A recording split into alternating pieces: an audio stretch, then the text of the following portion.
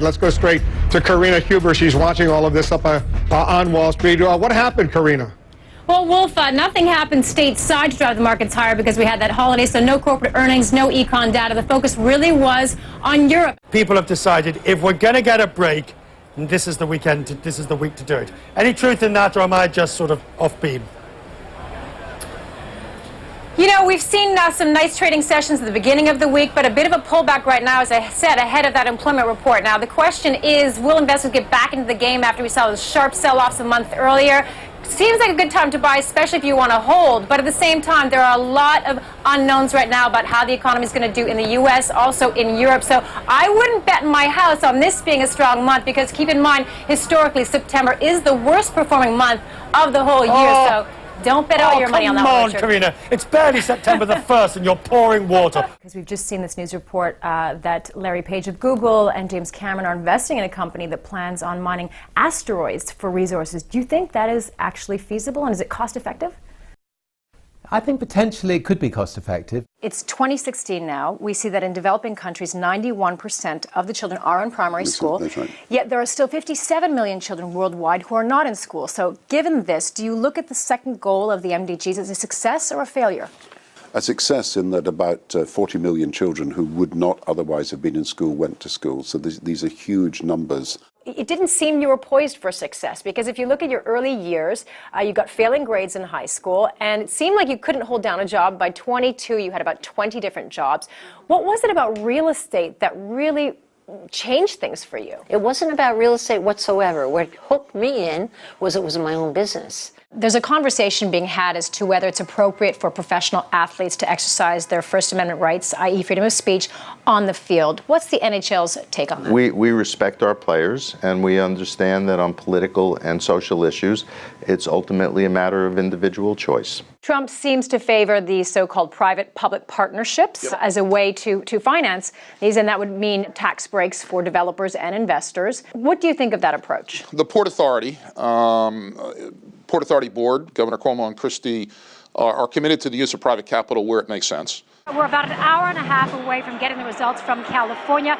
The New Jersey results have already come in. At this point, we cannot officially say that Hillary has won the nomination because that has to take place at the convention in July. But at this point, she is the presumptive nominee because she has clinched more than the minimum amount of delegates to win the nomination. Everybody is gearing up for the big game tonight. In just a few hours, the defending Super Bowl champion, the New England Patriots, will take on the Kansas City Chiefs. So the football season is on. The most anticipated speech at this year's symposium was that of Mario Draghi, the president of the European Central Bank. Market watchers were hoping for some kind of clue from him as to when the ECB will be pulling back on its 60 billion euro a month bond buying program, but there was no mention of that in his speech. At the moment, we don't see any Chinese wines at any major New York restaurants. Do you think that is going to change in the future? Because at one time we didn't see many South African wines, Chilean wines. Of course, that's all changed. Will that happen for China as well? I think they're certainly making a lot of improvements. But at the same time, we're seeing that traditional sports broadcasters like ESPN are getting in on this. They're broadcasting some of these tournaments. So it's not only that people are participating in the games, they're actually wanting to watch other people play the games, which is a bit of a mystery to me. I mean, what is the real joy in that? Well, it's become something where if I play, it's also fun to watch. It's fun to watch because I get to see the best athletes in the sport. I guess one of the concerns is over the geo-mapping element that we see with Pokemon Go. Some concerns that perhaps you'll find gamers that are going into military areas and it could reveal to the rest of the world where some of those military sites are. I mean, in light of this new regulation, do you think Pokemon Go has any chance of breaking into the Chinese market, which I'm sure Nintendo would like to happen because the market is so huge there?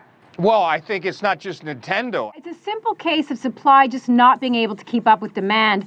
A demand that was described this week by a top U.S. Air Force general as, quote, insatiable.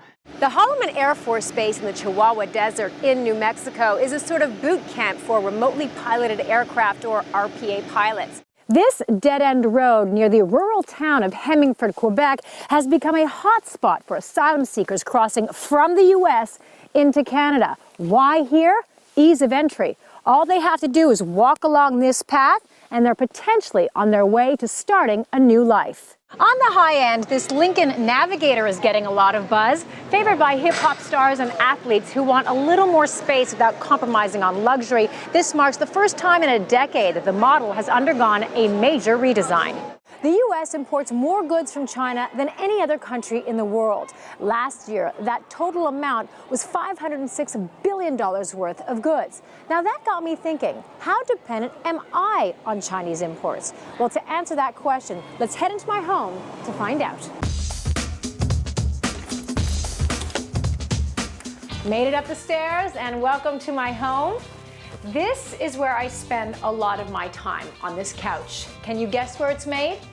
You guessed it, China. My television is a Samsung, so it's made in Korea, not China. But electrical machinery and equipment is the U.S.'s top import from China. The category includes cell phones, tablets, remotes, and laptops. Last year, the U.S. imported $147 billion worth of those kinds of goods.